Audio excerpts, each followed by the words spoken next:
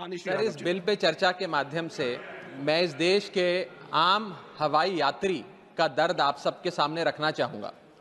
Sir, वादा था कि हवाई चप्पल वालों को हवाई जहाज की सैर कराई जाएगी। आलम यह है सर कि बाटा कंपनी का जूता पहनने वाला भी आज हवाई जहाज की टिकट नहीं खरीद पा रहा है। Economy class is no more economical sir. मैं आज इस सदन में बहस पे आने से पहले अपने फोन पर फ्लाइट के रेट चेक कर रहा था सर। अगर कल मुझे दिल्ली से बंबई जाना हो तो टिकट 14,000 रुपए की है, वन वे की सबसे सस्ती टिकट। दिल्ली से पटना जाना हो तो 12,000 रुपए की टिकट, दिल्ली से बैंगलोर जाना हो तो 16,000 रुपए की टिकट। और सर वो छोड़िए, संडे के दिन यानी कि परसों मैं अपने क्षेत्र पंजाब से दिल्ली आया, मोहाली एयरपोर्ट से चंडीगढ़ एयरपोर्ट से मैंने फ्लाइट ली और दिल्ली पहुंचा। उस फ्लाइट की टिकट 14,500 रुपए की थी। हम सांसदों को तो फ्लाइट की रीइंबर्समेंट मिल जाती है सर, आप उस आम नागरिक का सोचिए जो इस स्काई रॉकेटिंग एयर प्राइसेस से जूझ रहा है।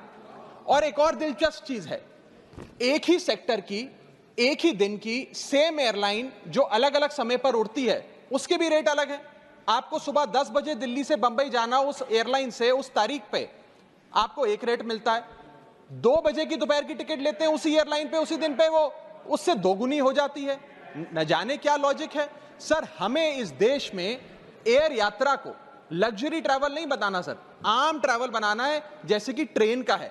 और सबसे बड़ी बात सर, इस देश में जहाज में उड़ना और जहाज में उड़ के अपनी मंजिल तक पहुंचना आज भी इस देश की बहुत बड़ी आबादी के लिए एक सपना है।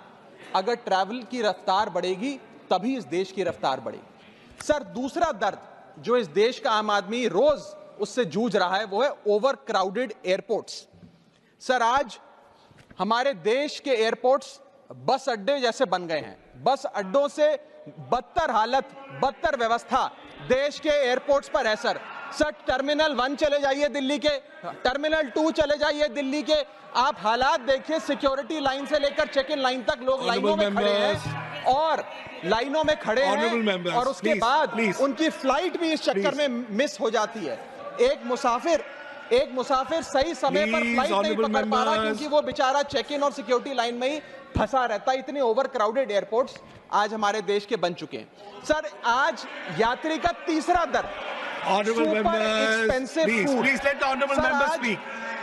Please. सर, बोलने दीजिए। No, honorable members. Please, honorable members. माननीय सदस्य, मेरा समय जा रहा है। Please let him speak. Sir, आज एयरपोर्ट्स पर खाना इतना महंगा है, बाजार के मुकाबले 2 गुना 3 गुना दाम है। एक साधारण सी पानी की बोतल जो 20 रुपए की बाजार में मिलती है वो एयरपोर्ट के भीतर जाकर फूड आउटलेट पर 100 रुपए की मिलती है। आज यात्री जो इंतजार कर रहे हैं अपनी फ्लाइट का, वो पानी पीकर पेट भर रहा है कि कहीं 250 रुपए की चाय और 350 रुपए का समोसा ना खरीदना पड़ जाए। बताइए सर, एक आम आदमी एयरपोर्ट पर अपने जहाज का इंतजार करते हुए क्या एक चाय नहीं पी सकता? क्या इस पर कोई रेगुलेशन नहीं होना चाहिए? क्या कोई अफोर्डेबल कैंटीन का मैकेनिज्म नहीं होना चाहिए?